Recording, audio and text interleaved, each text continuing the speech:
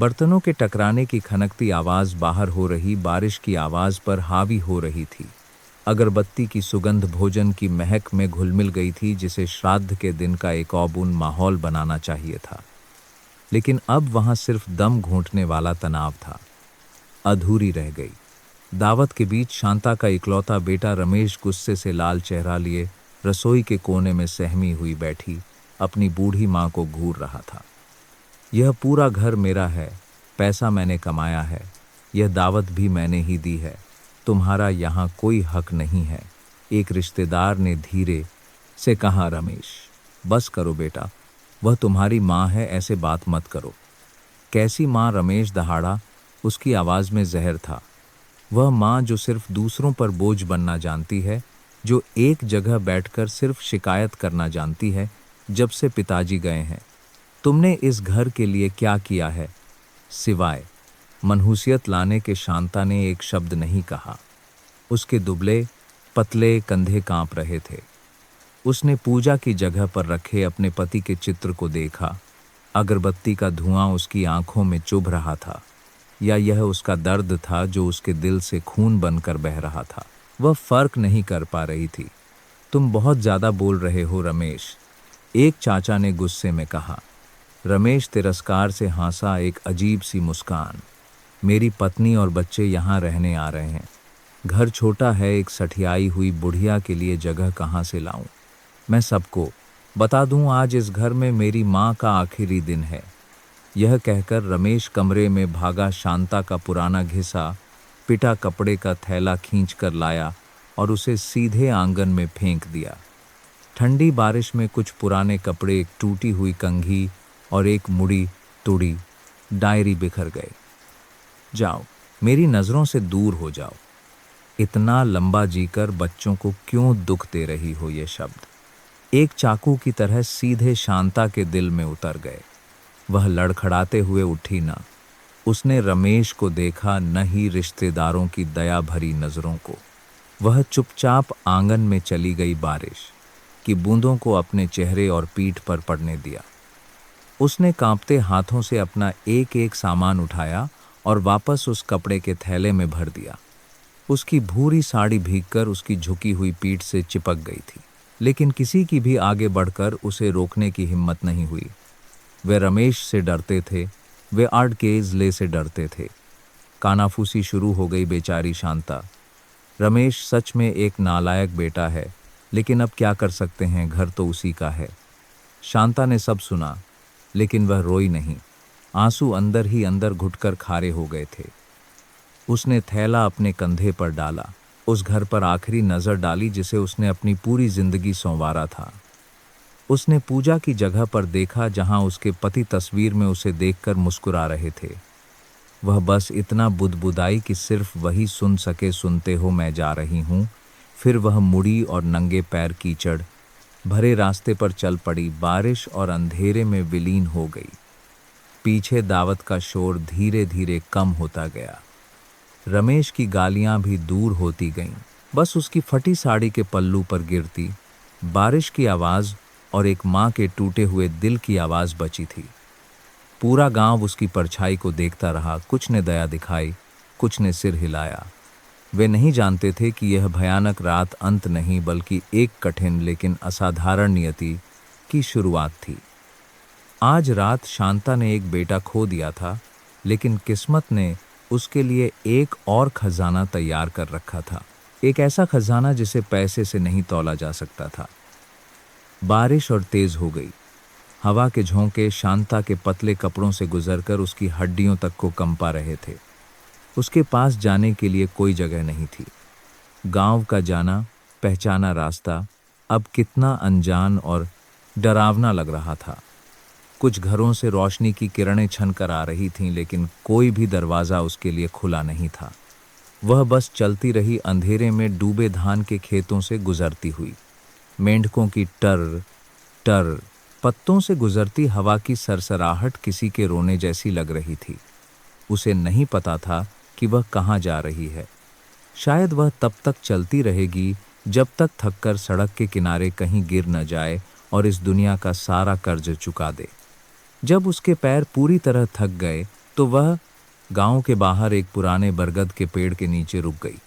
विशाल बरगद का पेड़ अपनी घनी शाखाओं और पत्तों के साथ एक बड़े छाते की तरह उसे ठंडी बारिश की बूंदों से बचा रहा था। वह नीचे बैठ गई, अपने कपड़े के थैले को कसकर गले लगा लिया, जो अब उसकी एकमात्र संपत्ति थी। अपमान और दर्द का ज्वार उमड़ा और वह फूट फूट कर रो पड़ी। उसकी सिसकियां सुनसान रात में गूंज रही थीं। सुनते हो, तुम मुझे इतनी जल्दी क्यों छोड़ गए? तुम मुझे अपने साथ क्यों नहीं ले गए?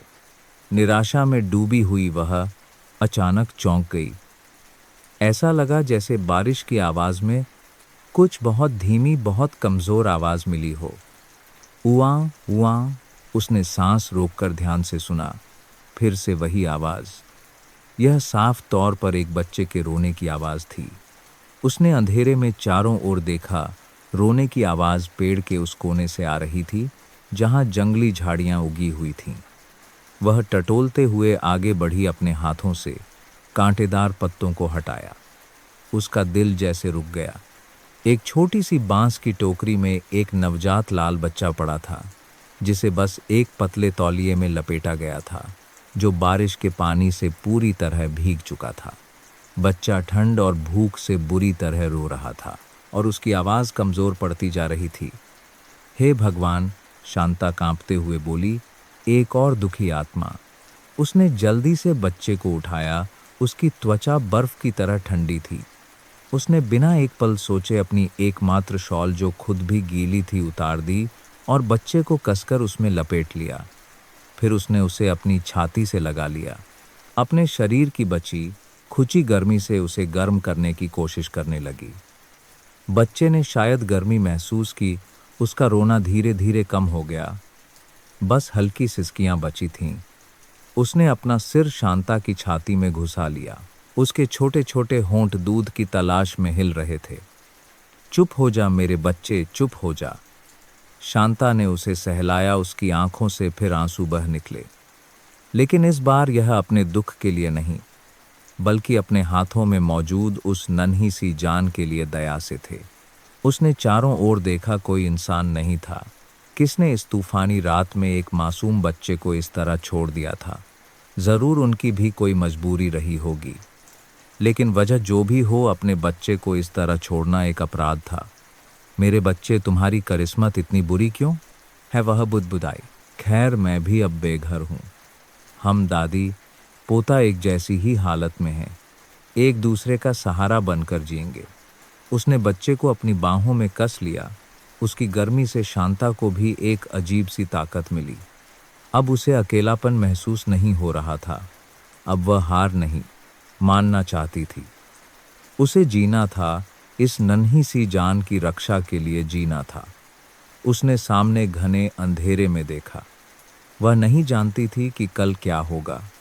वह नहीं जानती थी कि वह बच्चे को क्या खिलाएगी, लेकिन वह एक बात जानती थी कि वह उसे कभी नहीं छोड़ेगी। जिंदगी के तूफान के बीच दो दुखी आत्माओं ने एक दूसरे को ढूंढ लिया था।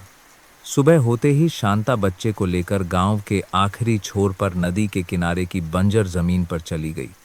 वह गांव के सरपंच से मिली और गिड़गिड़ाते हुए बोली, सरपंच जी, क्या आप मुझे नदी के किनारे की इस काराफ बंजर जमीन पर एक झोपड़ी बनाने की इजाज़त दे सकते हैं? मेरे पास अब घर नहीं है।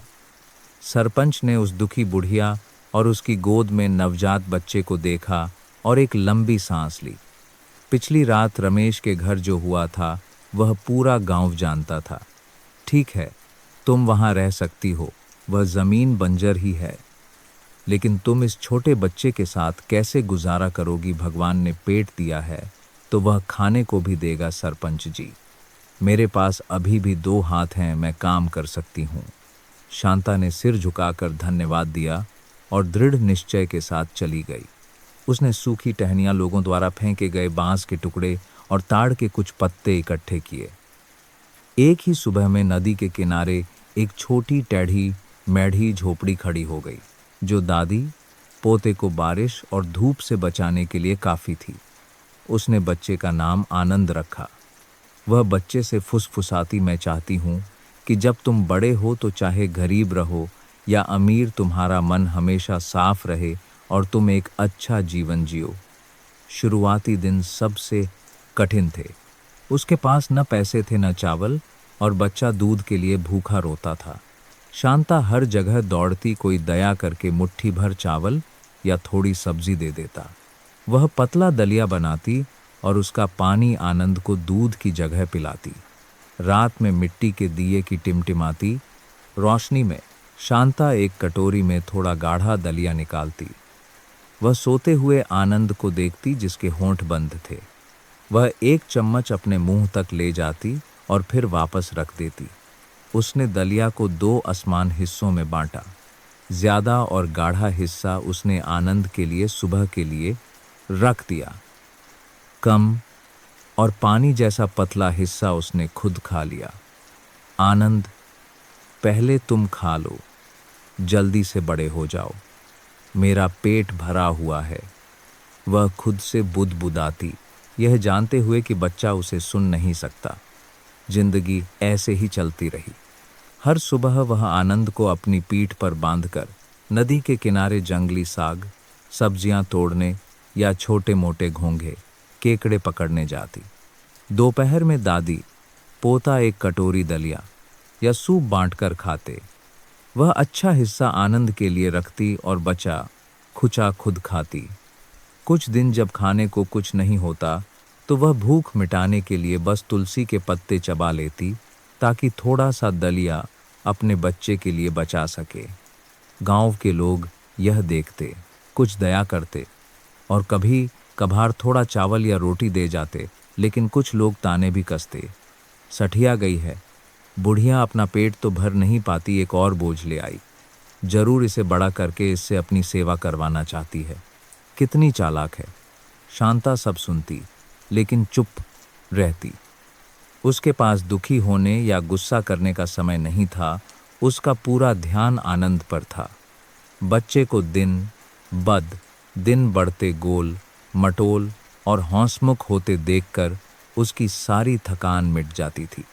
रात में जब आनंद सो जाता तो वह मिट्टी के दिए के नीचे बैठकर उसके फटे कपड़े सिलती और धीरे धीरे लोरी गाती।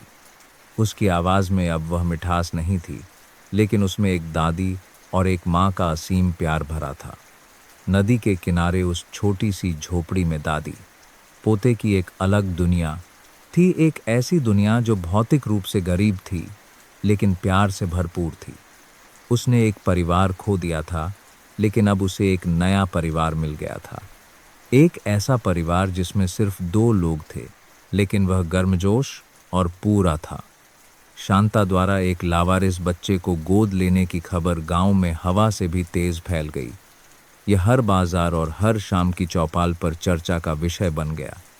सुना तुमने, शांता बुढ़िया सठिया गई है, एक मुसीबत घर ले आई है।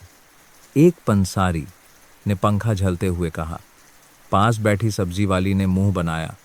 मुसीबत नहीं तो और क्या, अपना पेट तो पाल नहीं सकती, अब एक और खाने वाला मुंह आ गया है। देखना, एक दिन दोनों दादी पोता भूख से मर जाएंगे। मुझे तो अजीब लगता है, सगे बेटे ने घर से निकाल दिया तो एक शब्द नहीं कहा, और एक अजनबी के लिए इतना प्यार। जंश घर का जोगी जोगड़ा, आन गांव का सिद्ध।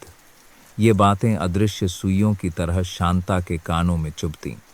जब भी वह आनंद को पीठ पर लाद कर गांव से गुजरती, वह बस सिर बोझ वह आनंद को पीठ पर लादकर गांव से गुजरती, वह बस सिर झुकाकर तेजी से चलती, आनंद को कसकर गले लगा लेती, जैसे उसे दुनिया के कड़वे शब्दों से बचा रही हो। उसके बेटे रमेश ने जब यह खबर सुनी तो वह बस हंसा। उसने अपनी पत्नी से कहा, उसे अच्छी औरत बनना है तो बनने दो, देखते हैं कब तक यह सब चलता है। जब भूख से मरेगी तो यहीं भीख मांगने आएगी। उसकी पत्नी, जो कि एक तेज तर्रार औरत थी, ने भी कहा, दूसरों की सास अपने बच्चों और पोतों की चिंता करती है और हमारी वाली सिर्फ मुसीबतें लाती है। छोड़ो उसे, समझो कि वह है ही नहीं, बोझ कम होगा। लेकिन इन तानों के बीच कुछ दयालु दिल भी थे, जैसे सीमा गांव में मिठाई बेचने वाली एक महिला।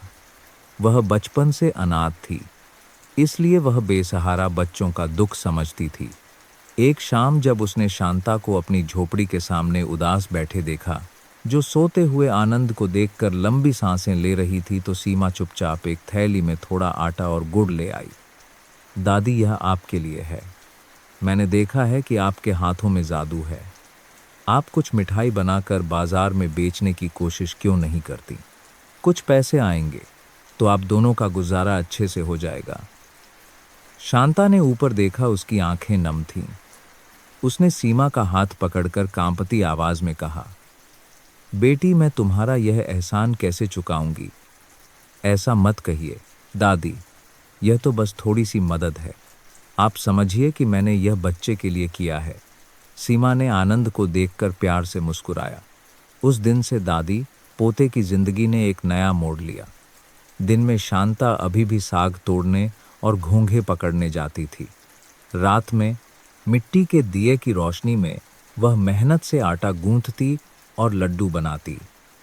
उसके कठोर झुर्रीदार हाथ अब तेजी से छोटे छोटे सुंदर लड्डू बनाने लगे थे। अगली सुबह वह आनंद को पीठ पर लादकर और लड्डुओं की टोकरी सिर पर रखकर गांव के बाजार के एक कोने में बैठ गई। शुरुआत में किसी ने कुछ नहीं खरीदा। वे उसे अभी भी जिज्ञासा और संदेह की नज़रों से देखते थे, लेकिन फिर किसी ने एक लड्डू चखकर देखा और उसे वह स्वादिष्ट घर जैसा लगा, तो उसने और खरीद लिए। इस तरह एक से दूसरे तक बात फैली और उसकी टोकरी धीरे धीरे खाली होने लगी। पहले दिन उसने कुछ रुपए कमाए। अपने हाथों में उन मैले कुचले सिक्कों को पकड़कर शांता खुशी से रो पड़ी। उसने तुरंत थोड़े अच्छे चावल और थोड़ा पनीर खरीदा ताकि आनंद के लिए एक स्वादिष्ट खीर बना सके। बच्चे को चाव से खाते देखकर शांता मुस्कुराई। उसने दुनिया के तानों की परवाह नहीं की। वह बस इतना जानती थी कि उसे जीना है, काम करना है ताकि आनंद को बड़ा कर सके। और उसने आनंद को पढ़ाना शुरू किया। जब आनंद ने बोलना सीखा तो उसने उसे दादी कहना सिखाया। जब आनंद ने चलना सीखा तो उसने एक टहनी से जमीन पर अक्षर बनाकर उसे सिखाना शुरू किया। यह आ है बेटा, आ से अच्छा। मैं चाहती हूँ कि तुम जीवन भर एक अच्छे इंसान बनो। यह दह दत्त से दया। तुम्हें हमेशा दूसरों के प्रति दयालु रहना होगा। इस तरह उस टूटी फूटी झोपड़ी में लोगों की कानाफूसी के बीच एक बच्चा एक बूढ़ी गरीब महिला के प्यार और शिक्षा से दिन ब दिन बड़ा हो रहा था। समय तेजी से बीत गया और आनंद 6 साल का हो गया। शांता की लड्डू बेचकर की गई छोटी छोटी बचत की बदौलत आनंद को गांव के स्कूल में पहली कक्षा में दाखिला मिल गया। वह बहुत होशियार था। जो भी सीखता उसे तुरंत याद हो जाता। स्कूल में जो भी सिखाया जाता वह घर आकर अपनी दादी को सुनाता। लेकिन स्कूल की खुशी आनंद के लिए पूरी नहीं थी। वह जल्द ही अपने दोस्तों के मजाक का निशाना बन गया। आनंद अनाथ है, आनंद के माँ बाप नहीं है। तुम एक लावारिस बच्चे हो जिसे एक बुढ़िया ने पाला है। तुम्हारा घर उस फटी झोपड़ी में है और तुमसे हमेशा लड्डुओं की महक आती है। बच्चों के ये क्रूर शब्द चाहे अनजाने में कहे गए हों या जानबूझकर, आनंद के मासूम दिल पर चाकू की तरह चुभते थे। शुरुआत में आनंद जवाब देता, लेकिन जितना वह बहस करता वे उतना ही उसे चिढ़ाते। धीरे धीरे आनंद ने चुप रहना सीख लिया। वह बस सिर झुकाकर जमीन को देखता और उन शब्दों को अपने चारों ओर गूंजने देता। एक शाम आनंद स्कूल से घर आया। उसका चेहरा उदास था। उसने कुछ नहीं कहा, बस अपना चेहरा दादी की गोद में छिपा लिया और उसके कंधे कांपने लगे। शांता ने धीरे से उसके सिर पर हाथ फेरा। स्कूल में कुछ हुआ है क्या बेटा? आनंद सिसक पड़ा। दादी, सब कहते हैं कि मैं लावारिस हूँ। वे कहते हैं कि मेरे असली माँ बाप नहीं है। क्या यह सच है? दादी। शांता कुछ देर चुप रही। वह जानती थी कि यह दिन जरूर आएगा। उसने आनंद को सीधा बिठाया, उसके आंसू पोंछे और उसकी आंखों में सीधे देखा। उसकी आवाज़ कोमल लेकिन दृढ़ थी। आनंद, मेरी बात सुनो। इस दुनिया में कोई भी यह चुनकर पैदा नहीं होता कि उसकी शुरुआत कहाँ से होगी। कुछ लोग महलों में पैदा होते हैं, कुछ गरीबी में। कुछ के पास माँ और बाप दोनों होते हैं और कुछ के पास नहीं होते। यह जरूरी नहीं है। उसने आनंद के छोटे हाथों को कसकर पकड़ लिया। जरूरी यह है कि हम कैसे जीते हैं। तुम यह नहीं चुन सकते थे कि तुम कहाँ पैदा होगे, लेकिन तुम यह चुन सकते हो कि तुम कैसे इंसान बनोगे। तुम एक दयालु, ईमानदार और उपयोगी इंसान बनना चुन सकते हो। समझे? आनंद ने अपनी आंसुओं से भरी आंखों से दादी को देखा और सिर हिलाया। शांता ने आगे कहा, किसने कहा? तुम्हारे माँ बाप नहीं है। मैं तुम्हारी दादी हूँ, तुम्हारी माँ भी हूँ और तुम्हारे पिता भी। मेरा प्यार तुम्हारे लिए इस दुनिया में किसी से भी कम नहीं है। और जो लोग कहते हैं उनकी बातों को दिल पर मत लो। लोगों की बातें हवा की तरह होती हैं जो कानों से गुजर जाती हैं। अगर तुम सीधे और अच्छे रास्ते पर चलोगे तो कोई भी शब्द तुम्हें गिरा नहीं सकता। उसने आनंद को गले लगा लिया। मुझसे वादा करो कि भविष्य में चाहे कुछ भी हो तुम हमेशा एक अच्छे इंसान बनोगे। मैं वादा करता हूँ, दादी, आनंद ने फुसफुसाया। उसकी आवाज में अब दृढ़ता थी। दादी के शब्द एक रोशनी की किरण की तरह थे जिसने आनंद के दिल से निराशा के बादलों को हटा दिया। वह अब रो नहीं रहा था, वह समझ गया था। उसकी जड़ें उसे परिभाषित नहीं करती। उसका जीवन जीने का तरीका ही सबसे महत्वपूर्ण चीज है। उस दिन से आनंद अपने दोस्तों के चिढ़ाने पर दुखी नहीं होता था। कोई कुछ भी कहता, वह बस चुपचाप मुस्कुराता और चला जाता। उसने अपना पूरा ध्यान पढ़ाई पर लगा दिया। वह बहुत पढ़ना चाहता था ताकि भविष्य में अपनी दादी का सहारा बन सके, ताकि सबको दिखा सके कि एक लावारिस बच्चा भी एक उपयोगी इंसान बन सकता है। हर दिन स्कूल से आने के बाद आनंद अपनी पैंट ऊपर चढ़ाकर सब्जियां छांटने और आग जलाने में दादी की मदद करता। रात में वह दादी के पास बैठकर पढ़ता और साथ में लड्डुओं के बर्तन पर भी नजर रखता। दिए की रोशनी में एक साथ मेहनत करते दादी पोते की परछाई को देखकर कोई नहीं जानता था कि उस बच्चे की आत्मा में दृढ़ता और असाधारण साहस का एक बीज बोया जा रहा था। जब आनंद 7 साल का था तो उस गरीब गांव में हलचल मच गई। एक सुबह 2 शानदार चमकती हुई कारें गांव के बाहर आकर रुकीं। कार से लगभग 50 साल का एक अमीर जोड़ा उतरा जो बहुत संभ्रांत लग रहा था। उनके पीछे कुछ और लोग थे जो नौकर जैसे लग रहे थे। वे पूरे गांव में पूछताछ करने लगे। एक नवजात बच्चे की तस्वीर दिखाकर पूछ रहे थे, क्या किसी ने लगभग 7 साल पहले ऐसा कोई बच्चा खोया हुआ देखा है? पूरा गांव कानाफूसी करने लगा। चायवाली ने तुरंत कहा, 7 साल पहले, हाँ, शांता का पोता आनंद है। उसे शांता को 7 साल पहले एक तूफानी रात में ही मिला था। यह सुनकर वह जोड़ा ऐसे खुश हुआ जैसे उन्हें कोई खजाना मिल गया हो। उन्होंने तुरंत किसी से शांता की नदी किनारे वाली झोपड़ी तक ले जाने के लिए कहा। उस समय शांता आनंद के लिए कपड़े सिल रही थी और आनंद पास में बैठकर एक किताब पढ़ रहा था। अजनबी अच्छे कपड़े पहने लोगों को आते देख शांता हैरान होकर खड़ी हो गई। उस आदमी श्री प्रकाश ने आगे बढ़कर कांपती आवाज में कहा, माताजी, हमने सुना है कि 7 साल पहले आपको एक लड़का मिला था। शांता ने उन्हें देखा। उसके दिल में एक बुरी आशंका उठी। उसने सिर हिलाया। हाँ, वह मेरा आनंद है। महिला श्रीमती आशा जल्दी से आगे बढ़ी।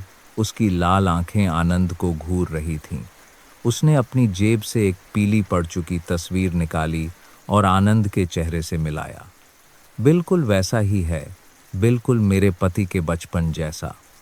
वह सिसक पड़ी, बेटा, क्या तुम मेरे पोते हो? शांता स्तब्ध रह गई। आनंद भी भ्रमित था कि क्या हो रहा है।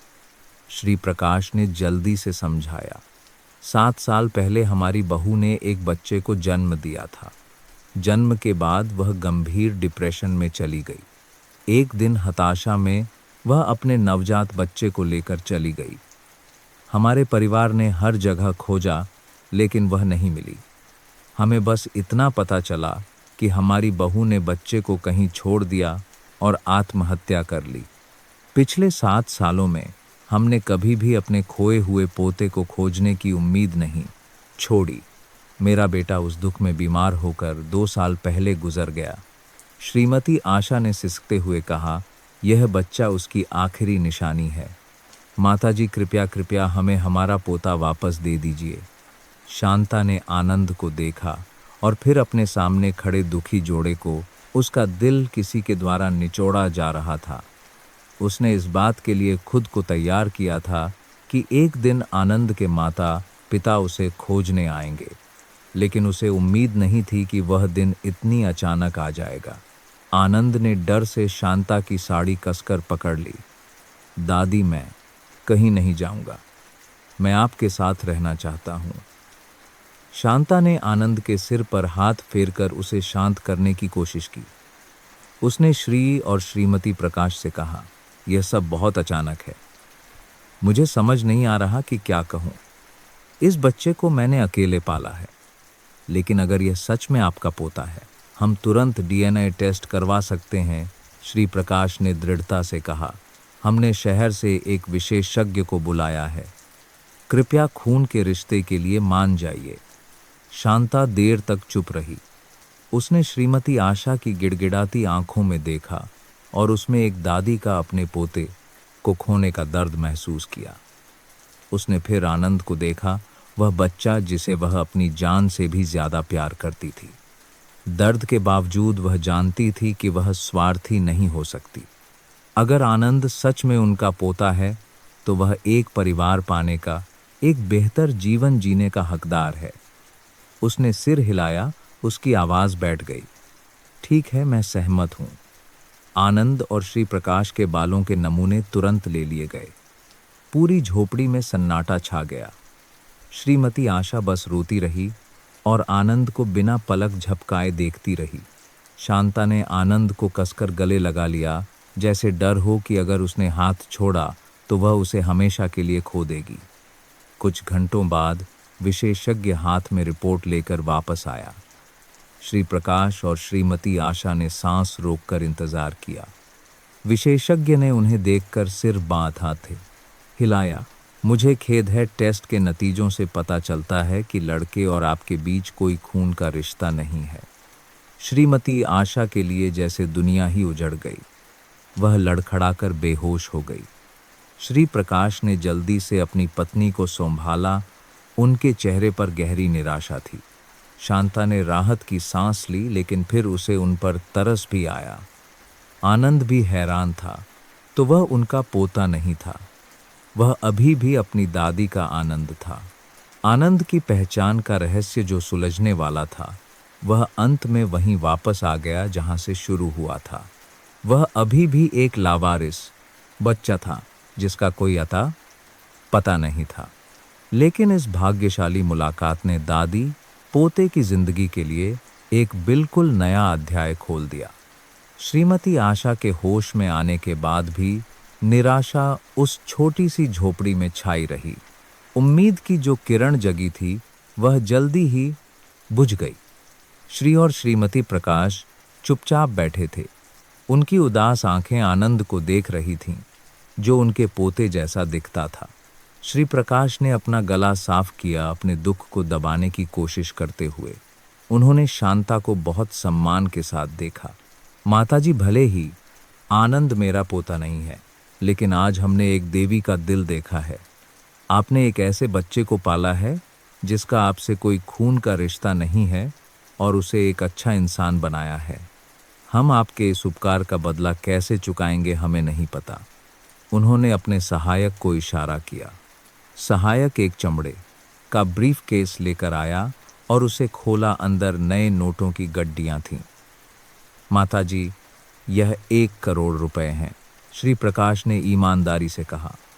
कृपया इसे मेरे और मेरी पत्नी की ओर से एक छोटी सी भेंट समझकर स्वीकार कर लीजिए। आप इस पैसे से एक नया घर बना सकती हैं ताकि आप दोनों एक बेहतर जीवन जी सकें। आपके पुण्य के आगे यह रकम कुछ भी नहीं है। शांता और आनंदो का है। दोनों अपनी आंखों के सामने नोटों की गड्डियों को देखकर दंग रह गए। यह इतनी बड़ी रकम थी कि शांता ने अपनी पूरी जिंदगी में सपने में भी नहीं सोची थी। इससे वह एक घर बना सकती थी, खरीदारी कर सकती थी और अपनी बाकी जिंदगी आराम से बिता सकती थी। लेकिन शांता ने बस एक पल के लिए पैसों को देखा और धीरे से सिर हिला दिया। साहब, मैं यह पैसा नहीं ले सकती। श्री प्रकाश हैरान थे। क्यों माताजी, कृपया संकोच न करें, हम यह दिल से देना चाहते हैं। मैंने आनंद को किसी इनाम की उम्मीद में नहीं पाला है। शांता की आवाज़ शांत लेकिन दृढ़ थी। मैंने उसे इसलिए पाला क्योंकि मैं उससे प्यार करती थी, क्योंकि मैं उसे अपना सगा पोता मानती थी। प्यार को पैसे से नहीं खरीदा जा सकता साहब। अगर मैंने आपके पैसे ले लिए तो क्या मेरा उसके लिए प्यार एक सौदा नहीं बन जाएगा? श्रीमती आशा की आंखों में आंसू आ गए। उन्होंने कभी इतना महान दिल वाला कोई इंसान नहीं देखा था। शांता ने आगे कहा, मुझे गरीबी में जीने की आदत है। यह झोपड़ी भले ही टूटी फूटी हो, लेकिन इसने हम दोनों को इतने सालों तक पनाह दी है। मुझे बड़े घर की ज़रूरत नहीं है। यह देखकर कि श्री और श्रीमती प्रकाश अभी भी असहज महसूस कर रहे हैं, शांता ने एक पल सोचा और कहा, लेकिन अगर आप सच में कुछ करना चाहते हैं तो मैं पैसे नहीं मांगूंगी। मैं आपसे बस आनंद के लिए एक चीज़ मांगूंगी। आप बस कहिए। श्री प्रकाश ने जल्दी से जवाब दिया, हम जो कुछ भी कर सकते हैं करेंगे। शांता ने अपने पोते को देखा जो उसकी गोद में दुबका हुआ था। उसकी आंखों में उम्मीद थी। मेरा आनंद बहुत होशियार है, उसे पढ़ना बहुत पसंद है, लेकिन मैं अब बूढ़ी हो गई हूँ, मेरी तबीयत ठीक नहीं रहती। मेरे लड्डू बेचने से बस हम दोनों का गुजारा ही हो पाता है। मुझे डर है कि मैं उसे आगे अच्छी शिक्षा नहीं दे पाऊंगी। अगर आप चाहें तो कृपया आनंद को पढ़ने में मदद करें। वह झिझकी। मैंने सुना है कि शहर में अच्छे स्कूल हैं जो होशियार बच्चों को आगे बढ़ने में मदद कर सकते हैं। मैं बस चाहती हूँ कि उसका भविष्य उज्जवल हो, उसे मेरी तरह दुख न झेलना पड़े। शांता के अनुरोध ने श्री के में नाधा, प्रकाश और श्रीमती आशा को बहुत भावुक कर दिया। यह गरीब बुढ़िया अपने लिए कुछ नहीं मांग रही थी, बल्कि उस बच्चे के भविष्य के बारे में सोच रही थी जिसे उसने पाला था। श्री प्रकाश ने तुरंत सिर हिलाया। जरूर माताजी, हमारे पास युवा प्रतिभाओं के लिए एक स्कॉलरशिप फंड है। हम आनंद की शहर के सबसे अच्छे अंतर्राष्ट्रीय स्कूल में पढ़ाई का सारा खर्च उठाएंगे। जब तक वह विश्वविद्यालय की पढ़ाई पूरी नहीं कर लेता, हम उसे अपने बच्चे की तरह मानकर उसकी देखभाल करेंगे। शांता खुशी से रो पड़ी। उसने श्री प्रकाश का हाथ पकड़ लिया। अब मैं संतुष्ट हूँ। मैं आपका धन्यवाद करती हूँ। मैं आनंद की ओर से आपके इस उपकार के लिए धन्यवाद करती हूँ। आनंद ने जब यह सुना तो वह खुश भी हुआ और चिंतित भी। खुश इसलिए कि वह एक बेहतर जगह पर पढ़ने जा रहा था, और चिंतित इसलिए कि उसे अपनी दादी से दूर जाना होगा। यह मुलाकात जो निराशाजनक लग रही थी, उसने आनंद के लिए एक नया रास्ता खोल दिया। शांता ने एक भौतिक संपत्ति को अस्वीकार कर दिया था, लेकिन बदले में अपने पोते के लिए एक अनमोल ज्ञान का खजाना हासिल किया था। वह जानती थी कि यही सबसे कीमती चीज़ है जो आनंद को जीवन में आगे बढ़ने के लिए सबसे मजबूत सहारा देगी। सिर्फ एक हफ्ते बाद श्री प्रकाश ने आनंद को शहर के स्कूल में दाखिले के लिए लेने के लिए गांव में एक कार भेजी। जिस दिन आनंद गया, नदी के किनारे की छोटी सी झोपड़ी में विदाई का दुख छा गया। शांता पूरी रात जागकर आनंद का सामान पैक करती रही। बस कुछ पुराने कपड़े थे जिन्हें उसने ध्यान से सिल दिया था, एक लगभग भरी हुई कॉपी और कुछ लड्डू जो उसने रास्ते में खाने के लिए बनाए थे। शानदार कार फिर से गांव के बाहर खड़ी थी। आनंद ने श्री प्रकाश द्वारा लाए गए नए कपड़े पहने थे। वह बहुत उज्जवल और सुंदर लग रहा था, लेकिन उसका चेहरा उदास था। वह बस दादी की साड़ी का पल्लू कसकर पकड़े हुए था, जाना नहीं चाहता था। दादी, आप भी मेरे साथ चलिए, न शहर में मेरे साथ रहिए, आनंद ने रोते हुए कहा। शांता ने उसके सिर पर हाथ फेरा और प्यार से मुस्कुराई। मैं बूढ़ी हो गई हूँ, मुझे शहर के शोर शराबे की आदत नहीं है। मैं यहीं इस झोपड़ी में तुम्हारा इंतज़ार करूँगी। तुम वहाँ अच्छे से रहना। श्री प्रकाश और श्रीमती आशा की बात मानना। और मन लगाकर पढ़ना। ठीक है, लेकिन मुझे आपकी बहुत याद आएगी। आनंद की आंखों से आंसू बहने लगे। मुझे भी तुम्हारी याद आएगी, लेकिन तुम एक अच्छे भविष्य के लिए पढ़ने जा रहे हो, मैं खुश हूं। हर छुट्टियों में तुम मुझसे मिलने आना। ठीक है। श्री और श्रीमती प्रकाश भी वहां आ गए। उनकी आंखों में भी सहानुभूति थी। श्रीमती आशा ने धीरे से कहा, तुम चिंता मत करो, हम तुम्हारा अच्छे से ख्याल रखेंगे। हम तुम्हें हर हफ्ते के अंत में दादी से फोन पर बात करवाएंगे। आनंद अभी भी दादी का हाथ नहीं छोड़ रहा था। उसने दादी को कसकर गले लगा लिया और फूट फूट कर रोने लगा। दादी, मेरा इंतज़ार करना।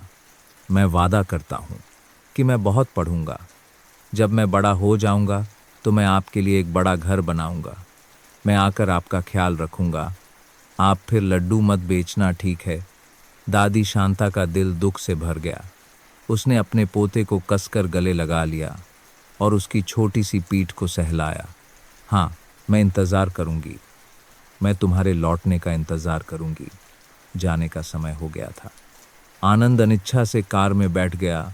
वह खिड़की के पास बैठकर अपना चेहरा शीशे से लगाकर दादी को बिना पलक झपकाए देखता रहा। कार धीरे धीरे चलने लगी। शांता वहीं खड़ी होकर हाथ हिलाती रही। उसके चेहरे पर मुस्कान थी, लेकिन आंखों से आंसू बह रहे थे। कार की परछाई गांव के पेड़ों के पीछे ओझल हो गई। शांता अभी भी एक मूर्ति की तरह वहीं खड़ी रही। अचानक आए खालीपन ने उसे घेर लिया। नदी के किनारे की झोपड़ी में अब वह अकेली रह जाएगी। अब आनंद की पढ़ाई की आवाज़ नहीं होगी, न ही उसके स्कूल की कहानियां सुनाने की चहचहाट होगी। गांव के लोग जो देख रहे थे, उनमें से कुछ ने दया से आह भरी, बेचारी बुढ़िया, उसने उसे बड़ा किया और अब वह चला गया। लेकिन अगर वह पढ़कर एक सफल इंसान बनता है तो यह उसके लिए अच्छा है। शांता अपनी झोपड़ी में लौटी। सब कुछ वैसा ही था, लेकिन आनंद की मौजूदगी के बिना झोपड़ी अचानक ठंडी और बहुत बड़ी लगने लगी। वह बांस के बिस्तर पर बैठ गई। आनंद की पुरानी कॉपी उठाई। उसके टेढ़े मेढ़े अक्षरों ने उसे रुला दिया, लेकिन वह ज्यादा देर नहीं रोई। उसने आंसू पोंछे और उठ खड़ी हुई। उसे स्वस्थ रहना था। उसे लड्डू बेचना जारी रखना था ताकि वह स्वस्थ रह सके, ताकि वह आनंद के लौटने का इंतजार कर सके। बच्चे का वादा, मैं आकर आपका ख्याल रखूंगा, उसके जीने और उम्मीद करने का सबसे बड़ा सहारा था। उस दिन से लोग अभी भी शांता को गांव के बाजार के कोने में अपनी लड्डुओं की टोकरी के साथ मेहनत करते देखते थे। वह और दुबली हो गई थी, उसकी कमर और झुक गई थी, लेकिन उसकी आंखों में हमेशा एक उम्मीद, एक इंतजार की चमक रहती थी। वह अपने पोते का इंतजार कर रही थी, उस भविष्य का इंतजार कर रही थी जिसके लिए उसने अपना सब कुछ दांव पर लगा दिया था। जब शांता और आनंद की जिंदगी एक नए अध्याय में प्रवेश कर रही थी, तो गांव के दूसरे छोर पर पक्के घर में रमेश बर्बादी की ओर बढ़ रहा था। अपनी मां को निकालने के बाद रमेश अपनी पत्नी और बच्चों को शहर से ले आया। वह खुश था कि अब वह आराम से रहेगा। उसे अपनी बूढ़ी मां का बोझ नहीं उठाना पड़ेगा। लेकिन जिंदगी वैसी नहीं थी जैसी उसने सोची थी। उसकी पत्नी को ऐशो आराम में रहने की आदत थी। उसे गांव में मेहनत का काम पसंद नहीं आया। दोनों पति पत्नी में लगातार झगड़े होने लगे। यह घर कितना गंदा और देहाती है। तुमने मुझे यहाँ क्यों बुलाया? तुम नहीं करोगी तो कौन करेगा? क्या मैं तुम्हारी सेवा करूं? तुम इतने ही अच्छे हो तो ज़्यादा पैसे कमाओ और नौकर रखो। मुझसे ये देहाती काम मत करवाओ। रमेश ने व्यापार में हाथ आजमाया, लेकिन अपने चिड़चिड़े स्वभाव और शराब की लत के कारण उसे जल्द ही घाटा हो गया और वह कर्ज में डूब गया। कर्जदार रोज दरवाजे पर आने लगे। पैसे थे नहीं और पति पत्नी के बीच झगड़े और बढ़ गए। एक दोपहर एक तीखी बहस के बाद रमेश की पत्नी अपने बच्चों को लेकर अपने मायके चली गई। जाते जाते एक कड़वा वाक्य छोड़ गई, जो अपनी सगी माँ के साथ ऐसा करता है वह कभी तरक्की नहीं कर सकता। मैं और मेरे बच्चे जा रहे हैं, तुम अकेले अपना कर्ज चुकाओ। रमेश स्तब्ध रह गया। उसने कभी नहीं सोचा था कि उसकी यह हालत होगी। पत्नी और बच्चे चले गए और वह कर्ज में डूबा हुआ था। वह निराश होकर दिन भर शराब में डूबा रहता। जो पड़ोसी पहले उसका सम्मान करते थे, अब उसे मुसीबत में देखकर उससे दूर रहने लगे। कोई उससे उलझना नहीं चाहता था। और फिर सबसे बुरा हुआ। एक सुबह लोगों ने रमेश को घर के फर्श पर बेहोश पाया। उसका मुंह टेढ़ा हो गया था। वह ठीक से बोल नहीं पा रहा था। उसे लकवा मार गया था। लकवे ने रमेश को आधा अपाहिज बना दिया। उसे चलने के लिए बैसाखी का सहारा लेना पड़ता था और उसकी बोली अस्पष्ट हो गई थी। वह पक्का घर अब ठंडा और गंदा हो गया था क्योंकि उसकी देखभाल करने वाला कोई नहीं था। उसे सब कुछ बड़ी मुश्किल से खुद ही करना पड़ता था। एक वक्त का खाना बनाना, एक कपड़ा धोना भी एक सजा बन गया था। जब वह उस खाली घर में अकेला पड़ा रहता तो रमेश को पुराने दिन याद आने लगते। उसे अपनी माँ के हाथ का बना गर्म खाना याद आता।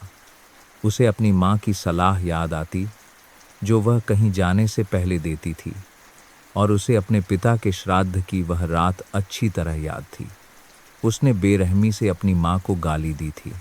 उसका सामान फेंका था और उसे बारिश की रात में घर से निकाल दिया था।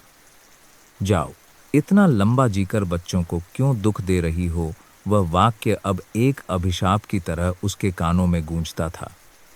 उसने कभी अपनी माँ के मरने की कामना की थी ताकि वह बोझ से मुक्त हो सके। अब वह खुद जी रहा था, लेकिन यह मरने से भी बदतर था। क्या यह कर्मों का बोझ से मुक्त हो सके?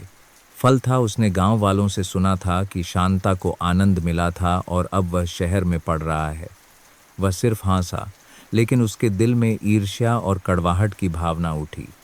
उसकी माँ, जिसे उसने छोड़ दिया था, अपना सारा प्यार एक अजनबी बच्चे पर लुटा रही थी। और वह उसका सगा बेटा। पूरी दुनिया ने उससे मुंह मोड़ लिया था। शारीरिक दर्द उसे उतना नहीं सताता था जितना उसके मन का पश्चाताप। उसे पछतावा होने लगा। वह अपनी माँ के पास जाना चाहता था, एक बार माफ़ी मांगना चाहता था, लेकिन उसमें हिम्मत नहीं थी। उसे उसका सामना करने से डर लगता था। उसे उसकी आंखों से डर लगता था। उसे उसकी चुप्पी से 1000 डांटों से ज़्यादा डर लगता था। इस तरह रमेश अपने ही घर में एक परछाई की तरह अकेला रहता था। अकेलापन, बीमारी और पश्चाताप उसे हर दिन खाए जा रहे थे। वह नहीं जानता था कि उसकी जिंदगी का सबसे बड़ा सबक अभी शुरू ही हुआ था। 10 साल पलक झपकते ही बीत गए। शांता अब बहुत बूढ़ी और कमज़ोर हो गई थी। उसके बाल पूरी तरह सफ़ेद हो गए थे और उसकी कमर झुक गई थी। लेकिन हर दिन वह अपनी लड्डुओं की टोकरी के साथ बाजार के कोने में मेहनत करती थी। यह टोकरी सिर्फ उसकी रोज़ी रोटी नहीं थी, बल्कि उसकी खुशी और उसका इंतज़ार थी। उस दिन हमेशा की तरह गांव का बाजार शोरगुल से भरा था। शांता अपना सामान बेच रही थी कि अचानक पूरे बाजार में हलचल मच गई। सभी की आंखें बाजार के गेट की ओर टिक गईं। 2-3 शानदार काली कारें एक के बाद एक गांव के उबड़ खाबड़ रास्ते पर आ रही थीं। यह नज़ारा उस गरीब गांव के लिए वैसे ही दुर्लभ था और अब यह और भी जिज्ञासा पैदा कर रहा था। कार का दरवाज़ा खुला और नीचे श्री प्रकाश या श्रीमती आशा नहीं, बल्कि एक लंबा युवा लड़का उतरा जिसने एक शानदार सूट पहना हुआ था। उस लड़के का चेहरा उज्ज्वल और बुद्धिमान था, लेकिन उसकी आंखें कुछ ढूंढ रही थीं। और फिर उसकी नज़रें बाजार के उस कोने पर रुक गईं जहां एक बुढ़िया अपनी लड्डुओं की टोकरी के पास सहमी हुई बैठी थी। दादी, उस लड़के ने जोर से पुकारा और तेजी से शांता की ओर बढ़ा। आवाज़ जानी पहचानी भी थी और अजनबी भी। शांता ने सिर उठाकर अपनी आंखें सिकोड़ीं। उसे अपनी आंखों पर विश्वास नहीं हो रहा था। क्या उसके सामने खड़ा यह सुंदर युवक उसका आनंद था? सिर्फ 10 सालों में वह इतना बड़ा और अलग कैसे हो गया? आनंद, क्या तुम आनंद हो? उसने कांपते हुए पूछा। हाँ दादी, मैं ही हूँ। मैं आपके पास वापस आ गया हूँ। आनंद दौड़कर आया और दादी के पास घुटनों के बल बैठ गया। उसे अपने महंगे सूट के गंदे होने की परवाह नहीं थी। उसने दादी के दुबले पतले कंधों को कसकर गले लगा लिया। शांता स्तब्ध रह गई और फिर खुशी से फूट फूट कर रो पड़ी। उसने अपने पोते को गले लगा लिया, आंसू बह रहे थे। मेरा आनंद वापस आ गया। इतना बड़ा हो गया कि मैं पहचान ही नहीं पाई। पूरा बाजार एक पल के लिए शांत हो गया और फिर प्रशंसा की कानाफूसी में डूब गया। हे भगवान, क्या वह आनंद है! वह कुछ ही सालों में एक राजा की तरह लग रहा है। शांता सच में भाग्यशाली है। आस पास के दुकानदार जिन्होंने दादी पोते को एक दूसरे का सहारा बनते हुए देखा था, उनकी भी आंखों में आंसू आ गए। मिठाई बेचने वाली सीमा दौड़कर आई। शांता दादी, आनंद वापस आ गया है, वह सफल हो गया है। आनंद ने दादी के आंसू पोंछे, उसकी आवाज़ भर्रा गई। दादी, मैंने आपसे वादा किया था। मैं पढ़ाई करके आपका ख्याल रखने के लिए वापस आया हूँ। अब आपको लड्डू नहीं बेचने पड़ेंगे। आप आराम कीजिए, मैं आपका ख्याल रखूंगा। यह कहकर वह अपने साथ आए एक सहायक की ओर मुड़ा। उस व्यक्ति ने सिर हिलाया और दूसरे लोगों के एक समूह को इशारा किया। वे एक बड़ा बोर्ड लेकर आए और उसे बाजार के सामने खाली जमीन पर लगा दिया। बोर्ड पर लिखा था, श्रीमती शांता देवी के सम्मान में वृद्धाश्रम निर्माण परियोजना। एक वास्तुकार जैसे दिखने वाले आदमी ने शांता के सामने एक नक्शा फैलाया। माताजी आनंद जी की इच्छा के अनुसार हम आपके लिए यहाँ एक नया आलीशान घर बनाएंगे। घर में सभी सुविधाएं होंगी। एक बगीचा और एक तालाब होगा ताकि आप अपना बुढ़ापा शांति से बिता सकें। शांता हैरान थी। वह कभी आनंद को देखती और कभी नक्शे को। वह कुछ बोल नहीं पा रही थी। आनंद ने उसके कठोर हाथों को पकड़कर अपने गालों पर रख लिया। दादी, यह आपके लिए मेरा पहला छोटा सा तोहफा है। मैं आपके एहसानों का बदला चुकाने के लिए और भी बहुत कुछ करूंगा। पूरा बाजार तालियों से गूंज उठा। यह तालियां सिर्फ बधाई के लिए नहीं थीं, बल्कि उनकी आंखों के सामने हो रही एक सच्ची कहानी के लिए प्रशंसा और भावना का प्रतीक थीं। एक गरीब बुढ़िया जिसे उसके सगे बेटे ने छोड़ दिया था, ने अपने प्यार से एक अनाथ बच्चे को पाला था, और अब वह बच्चा वापस आया था, एक ऐसा तोहफा लेकर जिसने सभी को खुशी से रुला दिया। शांता का नया घर कुछ ही महीनों में तेजी से बन गया। यह एक सुंदर साफ सुथरा 3 कमरों का पक्का घर था, जो हरे भरे पेड़ों से घिरे एक बगीचे के बीच में था। शांता नए घर में आ गई, लेकिन उसे अभी भी लग रहा था कि वह कोई सपना देख रही है। उस शाम दादी पोता घर के बरामदे में चांदनी रात में बैठे थे। आनंद ने खुद गर्म चाय बनाई और दादी को दी। दादी, यह पीजिए, आपको अच्छा लगेगा। शांता ने चाय की एक चुस्की ली। अपने पोते को देखा, जो अब एक परिपक्व और जिम्मेदार युवक बन गया था। उसका दिल गर्व से भर गया। आनंद, मुझे सच बताओ, सिर्फ 10 सालों में तुमने इतने बड़े काम कैसे कर लिए? तुम्हारे पास यह घर बनाने के लिए पैसे कहाँ से आए? आनंद मुस्कुराया और उसे प्यार से देखा। वह जानता था कि अब उसे सच बताने का समय आ गया है। दादी, यह एक लंबी कहानी है। आनंद ने बताना शुरू किया।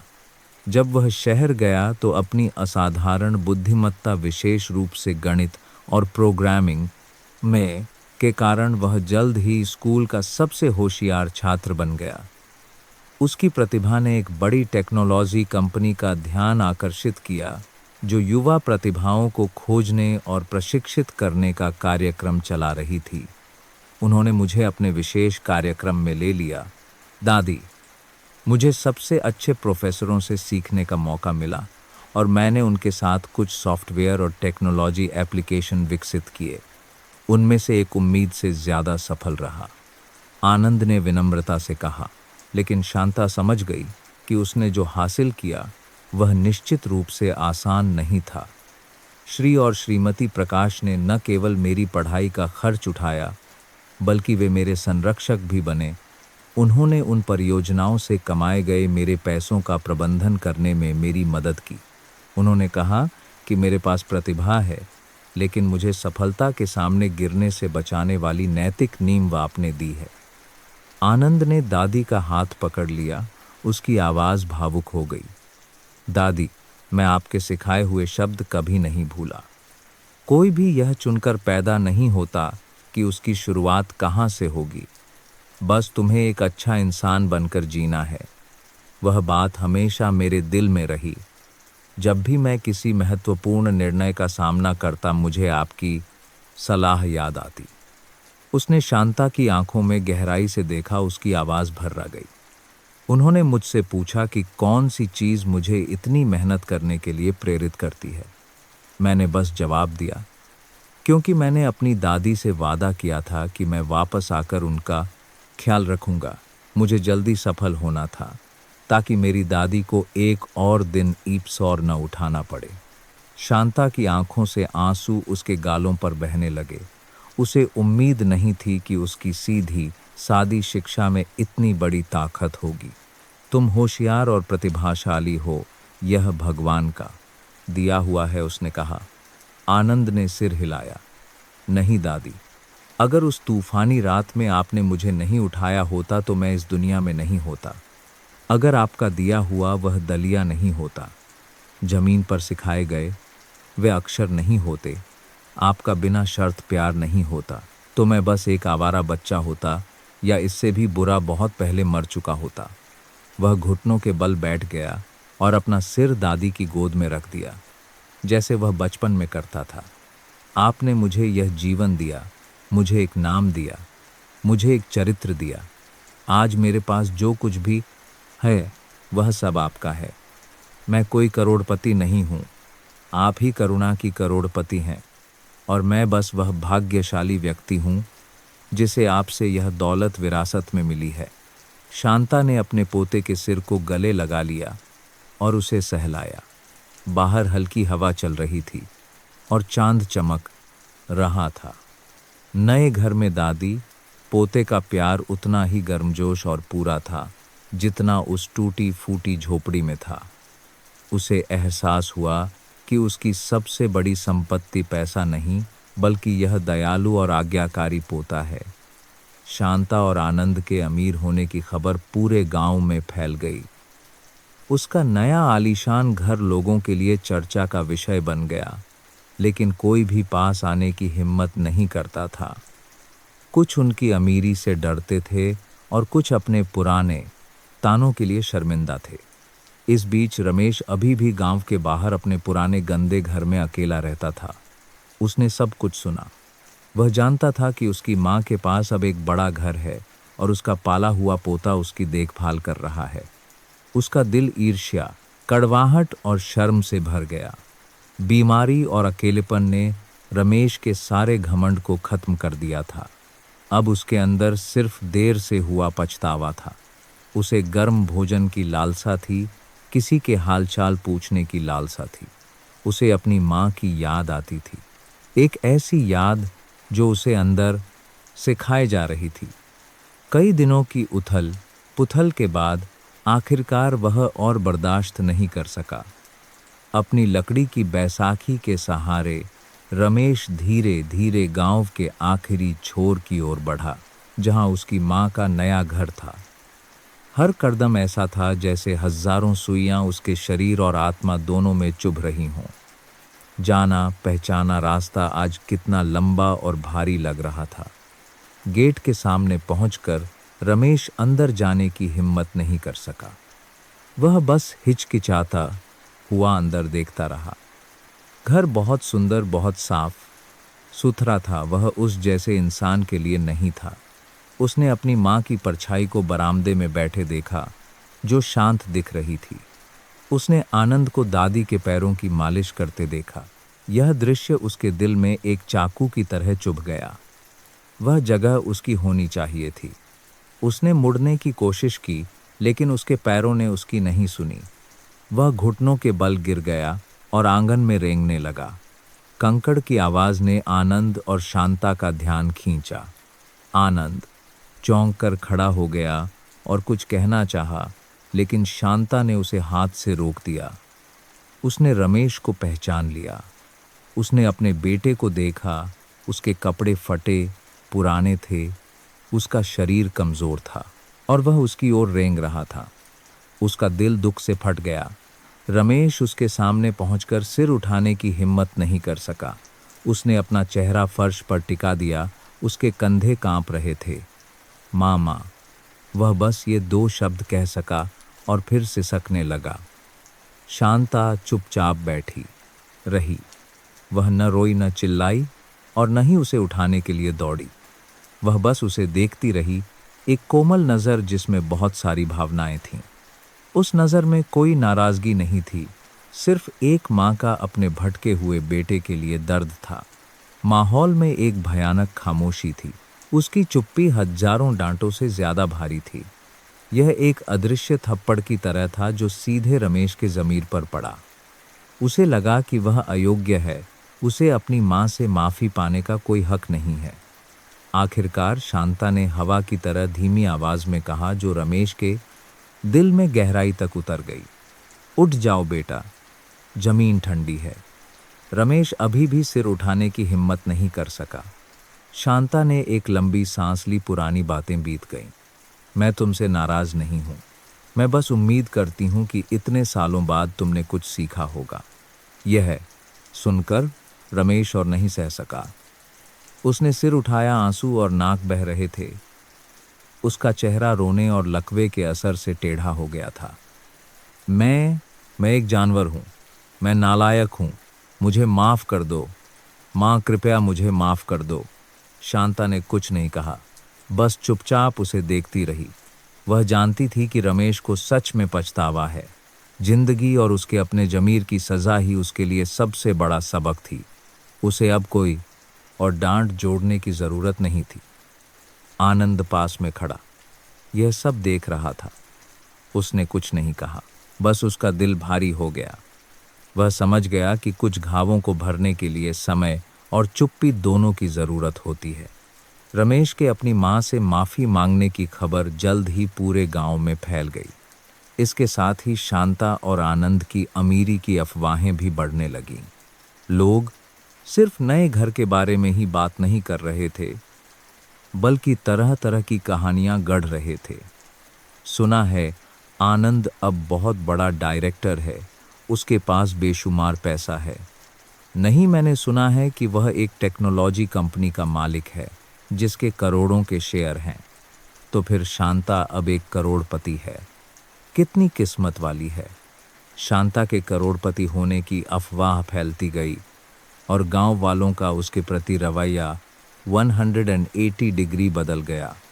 जिन लोगों ने कभी उसे ताना मारा था कि वह एक बोझ घर ले आई है, अब वे उसे दूर से देखकर ही नमस्ते करने लगते। नमस्ते शांता माँ, कहाँ जा रही हैं? आप तो अब बहुत स्वस्थ लग रही हैं, चेहरा भी चमक रहा है। सब्जी वाली जिसने कभी कहा था कि दादी पोता भूख से मर जाएंगे, अब जब भी उसे गुजरते देखती तो बुलाती, शांता माँ यहाँ आइए, मैं आपको ताज़ा पनीर देती हूँ, घर का बना है।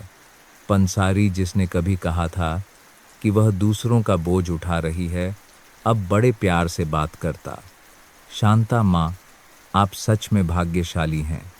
अच्छे लोगों के साथ अच्छा ही होता है। आपका पोता आनंद तो साक्षात देवता है, इतना होशियार और इतना आज्ञाकारी। आपने उसे बहुत अच्छी परवरिश दी है। शांता इन बातों पर बस प्यार से मुस्कुरा देती।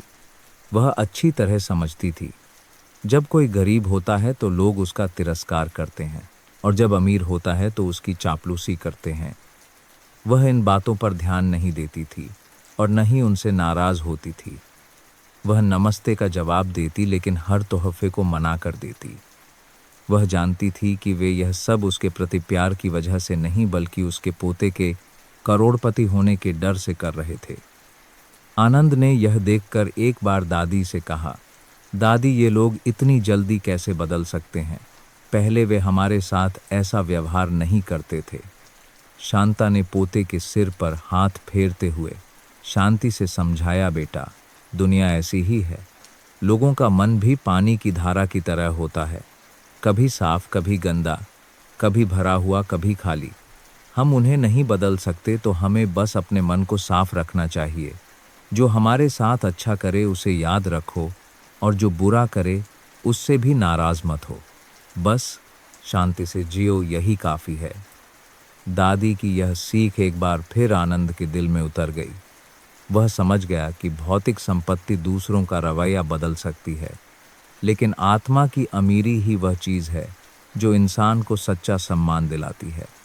इस बीच रमेश अपने पुराने घर में माँ के बारे में अफवाहें सुनकर और भी शर्मिंदा होता।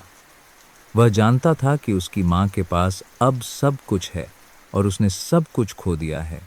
यह कठोर तुलना उसे अपनी गलतियों का और भी गहरा एहसास कराती थी।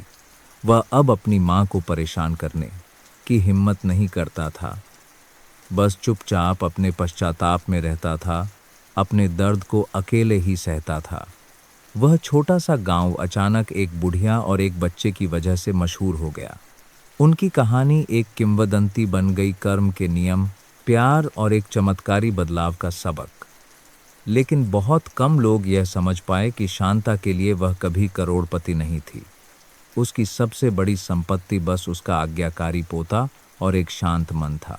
शांता और आनंद की कहानी सिर्फ उस छोटे से गांव तक ही सीमित नहीं रही।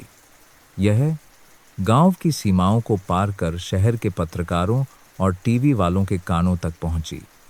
उन्हें यह एक प्रेरणादायक कहानी लगी, साहस और करुणा का एक बारकोड उदाहरण। एक दिन एक प्रांतीय टीवी चैनल की एक टीम एक रिपोर्ट बनाने के लिए गांव आई। वे मुख्य पात्र शांता का इंटरव्यू करना चाहते थे। इंटरव्यू शांता के नए घर के बरामदे में ही किया गया। शांता अभी भी अपनी सादी भूरी साड़ी में थी, शांति से एक बेंत की कुर्सी पर बैठी हुई। चारों ओर कैमरे, लाइटें और बहुत सारे उत्सुक गांव वाले खड़े थे। एक युवा सुंदर रिपोर्टर उसके सामने बैठी और बातचीत शुरू की। दादी, हमें पता चला है कि आपकी और आनंद की कहानी बहुत मार्मिक है। क्या आप दर्शकों को बता सकती हैं कि कौन सी प्रेरणा ने आपको उन कठिन वर्षों में आनंद को पालने और एक अच्छा इंसान बनाने में मदद की? शांता प्यार से मुस्कुराई। उसकी आवाज़ धीमी और साफ थी। मेरी प्रेरणा बहुत सरल थी बेटी, वह थी प्यार। जब आप किसी से सच्चा प्यार करते हैं तो आपके पास सब कुछ करने की ताकत आ जाती है।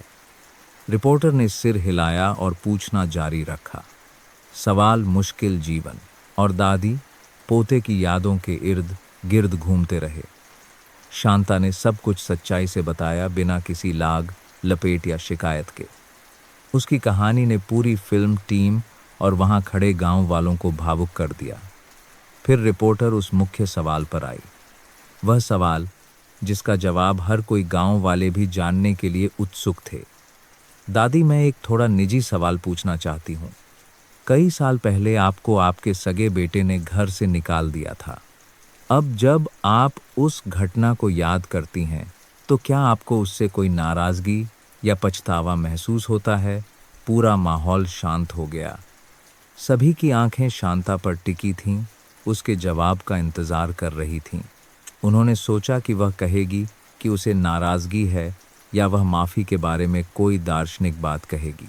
रमेश दूर एक कोने में दुबका खड़ा था, उसका दिल भी ज़ोर ज़ोर से धड़क रहा था। शांता एक पल के लिए चुप हो गई। उसने कैमरे में नहीं बल्कि दूर गांव के बाहर उस बरगद के पेड़ की ओर देखा जहां उसे आनंद मिला था। फिर वह वापस रिपोर्टर की ओर मुड़ी। उसके होठों पर एक हल्की मुस्कान थी। उसने सिर हिलाया, नहीं, मुझे कोई नाराज़गी नहीं है और न ही कोई पछतावा। सब हैरान थे। उसने आगे कहा, उसकी आवाज़ में एक अजीब सी शांति थी, क्योंकि अगर उस दिन मुझे घर से नहीं निकाला गया होता तो मैं उस तूफ़ानी रात में कैसे भटकती, और अगर मैं उस तूफ़ानी रात में नहीं भटकती तो मैं एक बच्चे के रोने की आवाज़ कैसे सुनती, और अगर मैं वह रोने की आवाज़ नहीं सुनती। उसने एक पल रुककर कहा, उसकी आंखों में असीम खुशी चमक रही थी, तो मुझे मेरा आनंद कैसे मिलता? उसके जवाब ने सभी को स्तब्ध कर दिया। रिपोर्टर की आवाज़ भर्रा गई, वह कुछ नहीं कह सकी। गांव वाले सन्न रह गए। उन्हें विश्वास नहीं हो रहा था। कि शांता ने अपनी जिंदगी की सबसे दर्दनाक त्रासदी को एक बड़े सौभाग्य की शुरुआत में बदल दिया था। उसने उसे एक दुख के रूप में नहीं, बल्कि एक संयोग के रूप में देखा। दूर कोने में रमेश ने अपनी माँ का हर शब्द सुना। वह घुटनों के बल गिर गया, दोनों हाथों से अपना चेहरा छिपा लिया। आंसू बारिश की तरह बहने लगे। माँ के शब्दों में जरा भी नाराजगी नहीं थी, लेकिन वे हजारों चाकुओं की तरह उसके दिल में चुभ गए। उसने अपनी माँ को असहनीय दुख दिया था, फिर भी माँ की नज़रों में वही दुख उसे खुशी तक ले जाने वाला रास्ता था। उसकी महानता ने उसके अपराध को और भी भारी बना दिया। रिपोर्टर ने खुद को संभालने की कोशिश की, उसकी आवाज़ कांप रही थी। धन्यवाद दादी, आपके जवाब के लिए धन्यवाद। इंटरव्यू खामोशी और आंसुओं के बीच समाप्त हुआ। शांता के शब्द बाद में प्रसारित हुए और उन्होंने लाखों दर्शकों के दिलों को छू लिया। लोग सिर्फ एक गरीब बुढ़िया के पोते को सफल बनाने के लिए उसकी प्रशंसा नहीं कर रहे थे, बल्कि एक क्षमाशील हृदय, एक असाधारण मानवीय दर्शन के सामने सिर झुका रहे थे। कहानी के फैलने के बाद आनंद ने एक बड़ा प्रोजेक्ट शुरू करने का फैसला किया, एक सपना जो उसने लंबे समय से देखा था। वह अपनी मातृभूमि के लिए कुछ सार्थक करना चाहता था। जहां कुछ लोगों ने उसका मजाक उड़ाया था, लेकिन कुछ ने उसे और उसकी दादी को सहारा भी दिया था। उसने गांव के लिए एक नया प्राथमिक विद्यालय बनाने का फैसला किया, उस बड़ी जमीन पर जिसे उसने खरीदा था। एक आधुनिक सुंदर स्कूल जिसमें पर्याप्त कक्षाएं, पुस्तकालय, खेल का मैदान होगा, और उस स्कूल का एक बहुत ही खास नाम होगा, शांता आनंद प्राथमिक विद्यालय। शिलान्यास के दिन पूरा गांव फिर से उत्साहित था। जल्ले और ब्लॉक के अधिकारी भी आए थे। आनंद एक शानदार सूट में मंच पर खड़ा था और भाषण दे रहा था। सम्मानित नेतागण, प्यारे भाइयों और बहनों, उसकी आवाज़ दृढ़ता से गूंजी। आज मैं यहाँ एक निवेशक के रूप में नहीं, बल्कि इस धरती के एक बेटे के रूप में खड़ा हूँ। मैं कभी एक अनाथ बेसहारा बच्चा था। यह गांव वालों का प्यार और विशेष रूप से मेरी दादी श्रीमती शांता देवी का प्यार था, जिसने मुझे आज यहाँ पहुँचाया है। आनंद पहली पंक्ति में बैठी शांता की ओर मुड़ा। उसकी आंखों में कृतज्ञता थी। दादी ने मुझे एक टहनी से ज़मीन पर अक्षर सिखाए। दादी ने मुझे सिखाया कि कोई भी यह चुनकर पैदा नहीं होता कि उसकी शुरुआत कहाँ से होगी। बस तुम्हें एक अच्छा इंसान बनकर जीना है। मैं वह सीख हमेशा याद रखता हूँ। और आज मैं इसलेक सब बेसिस पेस यह स्कूल बनाना चाहता हूँ, ताकि हमारे गांव का कोई भी बच्चा पीछे न रहे, ताकि हर बच्चे को एक बेहतर शुरुआत मिले। उसने भावुक होकर आगे कहा, स्कूल का नाम शांता आनंद होगा। शांता मेरी दादी का नाम है, जो बिना शर्त प्यार और त्याग का प्रतीक है। और आनंद वह साफ मन है, वह नैतिकता है जो दादी ने मुझे सिखाई है। मैं उम्मीद करता हूँ कि इस स्कूल में आने वाले सभी छात्र न केवल ज्ञान सीखेंगे, बल्कि करुणा और दयालुता के बारे में भी सीखेंगे। तालियों की गड़गड़ाहट गूंज उठी। सभी आनंद के नेक इरादों से प्रभावित थे। आनंद ने घोषणा की कि यह स्कूल गांव के सभी बच्चों के लिए पूरी तरह से मुफ्त होगा। इतना ही नहीं, स्कूल में एक अपनी रसोई होगी, जो बच्चों को पौष्टिक दोपहर का भोजन प्रदान करेगी, ताकि कोई भी बच्चा भूखे पेट स्कूल न आए। यह घोषणा एक धमाके की तरह थी, जिसने पूरे माहौल को हिला दिया। मुफ्त शिक्षा और दोपहर का भोजन भी। यह कुछ ऐसा था जिसके बारे में गरीब गांव वालों ने कभी सपने में भी नहीं सोचा था। कई माता पिता खुशी से रो पड़े। एक पेड़ के झुरमुट के पीछे से बहुत दूर रमेश चुपचाप यह सब देख रहा था। वह पास आने की हिम्मत नहीं कर सका। उसने अपनी माँ को पहली पंक्ति में सम्मान के साथ बैठे देखा। उनका चेहरा खुशी से चमक रहा था। उसने आनंद को देखा, वह बच्चा जिसे उसने कभी तुच्छ समझा था, अब पूरे गांव के भले के लिए महान कार्य कर रहा था। उसने बड़े बोर्ड को देखा, जिस पर स्कूल का नाम शांता आनंद लिखा था, वह नाम एक पुष्टि की तरह था। उसकी माँ का प्यार और आनंद की सफलता एक साथ मिल गए थे, एक अमर प्रतीक बन गए थे। और वह उसका सगा बेटा इस गौरवशाली तस्वीर से पूरी तरह बाहर था। वह एक फालतू, एक अदृश्य व्यक्ति था। रमेश की आंखें लाल हो गईं। वह अब ईर्ष्या से नहीं, बल्कि शर्म से रोआ के भी रहा था, यह महसूस करते हुए कि उसने सबसे कीमती चीजें खो दी हैं। वह मुड़ा और चुपचाप अपने ठंडे घर की ओर बढ़ने लगा। उसकी परछाई मिट्टी के रास्ते पर लंबी, अकेली और दयनीय दिख रही थी। शांता, आनंद स्कूल बनाया गया और चालू हो गया, जिससे पूरे गांव में एक नई जान आ गई। बच्चों की हंसी और पढ़ाई की आवाज हर दिन गूंजती उस गरीब गांव के उदास माहौल को दूर करती। शांता और आनंद पूरे गांव में सम्मानित व्यक्ति बन गए। लेकिन जितना अधिक उनकी प्रशंसा होती, रमेश उतना ही अपनी शर्म और अपराधबोध के खोल में सिकुड़ता जाता। उसकी बीमारी दिन बद दिन बढ़ती जा रही थी। लकवे के कारण उसे चलने में और भी कठिनाई होने लगी थी। पुराना घर अब एक जेल जैसा था, जो उसे अकेलेपन और बीमारी में कैद रखता था। कोई भी उससे मिलने नहीं आता था। पड़ोसी अपनी जिंदगी में व्यस्त थे। उसके शराब पीने वाले दोस्त भी बहुत पहले ही उसे छोड़ चुके थे। वह पूरी तरह से अलग थलग था। लंबी रातों में वह अपने टूटे फूटे बिस्तर पर अकेला पड़ा रहता, बाहर झिंगुरों की आवाज सुनता। डर और पश्चाताप उसे घेरे रहते। वह मौत के बारे में सोचता, लेकिन उसे मरने से डर लगता। उसे नीचे जाकर अपने पिता का सामना करने से डर लगता। वह नहीं जानता था कि वह क्या कहेगा। उसे किसी से बात करने की बहुत इच्छा होती। उसे अपनी माँ की बहुत याद आती थी। एक शाम थोड़ा गम भुलाने के लिए कुछ शराब पीने के बाद उसने कांपते हाथों से अपना पुराना फोन निकाला। उसने आनंद का नंबर ढूंढा, जो उसने गांव के किसी व्यक्ति से चुपके से लिया था। उसने कॉल किया, लेकिन फिर काट दिया। उसने फिर कॉल किया और फिर काट दिया। उसमें हिम्मत नहीं थी। वह अपनी माँ का हालचाल पूछना चाहता था, लेकिन आनंद की आवाज़ सुनने से डरता था। आखिरकार अकेलेपन ने डरता था, पर जीत हासिल कर ली। उसने कॉल का बटन दबाया।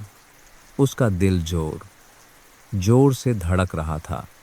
दूसरी तरफ से आनंद की गर्मजोशी भरी और विनम्र आवाज़ आई। हेलो, मैं आनंद बोल रहा हूँ। रमेश चुप रहा। उसका गला रूंध गया। वह एक शब्द भी नहीं बोल सका। वह पूछना चाहता था कि माँ कैसी है, लेकिन शब्द उसके गले में ही अटक गए। हेलो, कौन बोल रहा है? आनंद ने धैर्य से फिर पूछा। रमेश अभी भी चुप था। वह बस फोन को कसकर पकड़े हुए था, अपनी हांफती सांसों को रोकने की कोशिश कर रहा था। अगर कोई नहीं बोल रहा है तो मैं फोन रख रहा हूँ। यह सुनकर रमेश घबरा गया। उसे डर था कि वह यह एकमात्र पीतीज खो देगा। उसने मुंह खोलने की कोशिश की, लेकिन जो कुछ निकला वह सिर्फ एक सिसकी थी। फिर वह फूट फूट कर रो पड़ा, एक बच्चे की तरह। यह बेबसी दर्द और गहरे पश्चाताप का रोना था। वह कुछ नहीं कह सका, बस फोन पर रोता रहा। दूसरी तरफ आनंद चुपचाप सुनता रहा। उसने अंदाजा लगा लिया कि यह कौन है। उस रोने में बहुत ज्यादा दुख भरा था। उसने कुछ नहीं कहा, फोन नहीं काटा, बस चुपचाप उस आदमी को अपना दिल हल्का करने दिया। कुछ देर बाद रमेश ने खुद ही फोन काट दिया। उसने अपना सिर मेज पर टिका दिया। उसका शरीर ढीला पड़ गया। उस रोने ने उसकी बची खुची सारी ताकत निचोड़ ली थी। उसे लगा कि वह कितना दयनीय है।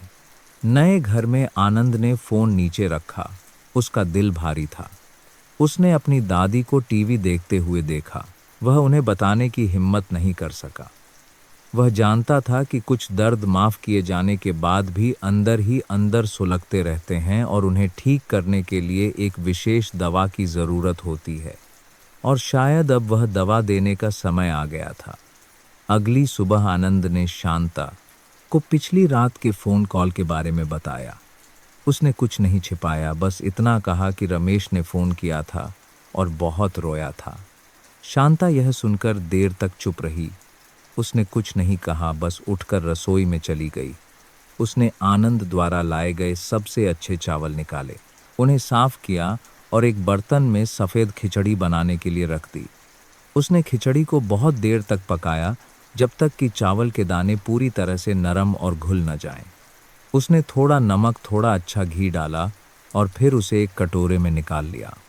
आनंद, तुम घर पर रहो, मैं अकेले जाऊंगी, शांता ने कहा, और खिचड़ी का कटोरा खुद उठाकर अपनी साड़ी का पल्लू सिर पर रखकर गांव के दूसरे छोर की ओर चल पड़ी। आनंद ने अपनी दादी की परछाई को देखा। उसका दिल असीम सम्मान से भर गया। उसकी माँ के प्यार के लिए किसी शर्त की जरूरत नहीं थी। उसे किसी भी गलती से नहीं रोका जा सकता था। शांता अपने पुराने घर में घुसी, सीलन और बदबू उसकी नाक में आई। घर गंदा और ठंडा था। रमेश बिस्तर पर सिकुड़ा हुआ पड़ा था, बुखार से कांप रहा था। किसी की परछाई देखकर उसने कमजोरी से अपनी आंखें खोलीं। जब कांप रहा था, उसने महसूस किया कि यह उसकी माँ है तो रमेश स्तब्ध रह गया। उसने उठने की कोशिश की, लेकिन उसमें जरा भी ताकत नहीं थी। माँ, आप यहाँ क्यों आईं? उसने कमजोर आवाज में कहा। शांता ने जवाब नहीं दिया। उसने खिचड़ी का कटोरा बिस्तर के पास एक छोटी मेज पर रखा और उसे सहारा देकर बिठाया। उसकी पीठ दीवार से टिका दी। तुम्हें बुखार है, थोड़ी खिचड़ी खा लो, ताकत आएगी। वह बिस्तर के किनारे बैठ गई, एक चम्मच खिचड़ी ली, उसे ठंडा करने के लिए फूंका और फिर रमेश के मुंह के पास ले गई। उसकी इस हरकत ने रमेश को हैरान कर दिया। कितने साल हो गए थे उसे माँ की ऐसी देखभाल मिले। बचपन की यादें ताज़ा हो गईं जब वह बीमार होता था। माँ भी बिस्तर के पास बैठकर उसे धैर्य से एक एक चम्मच खिचड़ी खिलाती थी। उसने सिर हिलाया, आंसू बह निकले। मैं नहीं खा सकता। खा लो। शांता की आवाज़ अभी भी कोमल थी, लेकिन उसमें एक ऐसी ताकत थी जिसका विरोध नहीं किया जा सकता था। यह आनंद के लाए हुए चावल से बनी है, बहुत स्वादिष्ट है। उसके इस वाक्य ने आखिरकार रमेश के दिल में जमी जिद और शर्म की दीवार को तोड़ दिया। वह और नहीं सह सका। वह फूट फूट कर रो पड़ा, एक दर्दनाक सिसकियों भरा रोना। वह आगे बढ़ा और अपनी माँ के दुबले पतले पैरों को पकड़कर रोने लगा, अपना सिर उनमें छिपा लिया। मुझे माफ़ कर दो माँ, मुझे माफ़ कर दो। मैं एक नालायक बेटा हूँ। माँ, मुझे मारो, मुझे गाली दो, मेरे साथ इतना अच्छा व्यवहार मत करो। मैं यह बर्दाश्त नहीं कर सकता। शांता ने उसे रोने दिया। उसने अपना हाथ ऊपर उठाया और धीरे से अपने पापी बेटे के सिर को सहलाया। उसके झुर्रीदार दुबले पतले हाथ अजीब तरह से गर्म थे।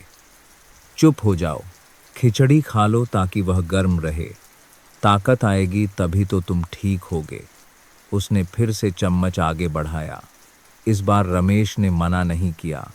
उसने अपना मुंह खोला और अपनी माँ के हाथ से एक एक चम्मच खिचड़ी खाई। उस खिचड़ी में सिर्फ चावल का स्वाद नहीं था, बल्कि उसमें पश्चाताप के आंसुओं का खारापन और वापस पाए गए प्यार की गर्मी भी थी। वह खाते खाते रोता रहा। यह उसके दुखी जीवन का सबसे स्वादिष्ट भोजन था। इसने न केवल उसके खाली पेट को भरा, बल्कि उसकी ठंडी जमी हुई आत्मा को भी गर्म कर दिया। उस पलल के गर्मा स्वादिष्ट करबीडाद डो दबले से डाट को करके ही है। मैं उसे फिर से लगा कि वह एक ऐसा बेटा है जिसे उसकी माँ प्यार करती है, उसकी रक्षा करती है।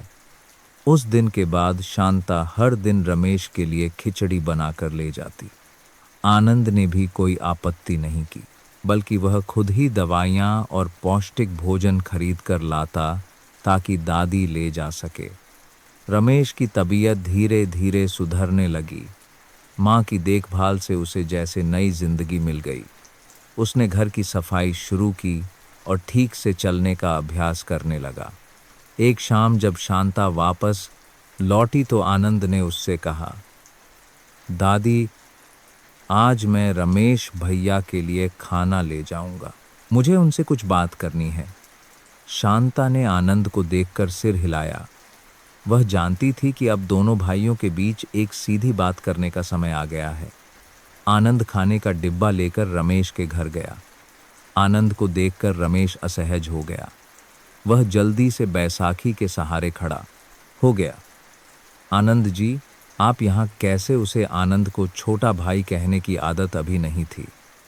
आनंद मुस्कुराया, खाने का डिब्बा मेज पर रख दिया। आप मुझे आनंद कह सकते हैं। दादी ने मुझे आपके लिए खाना लाने को कहा।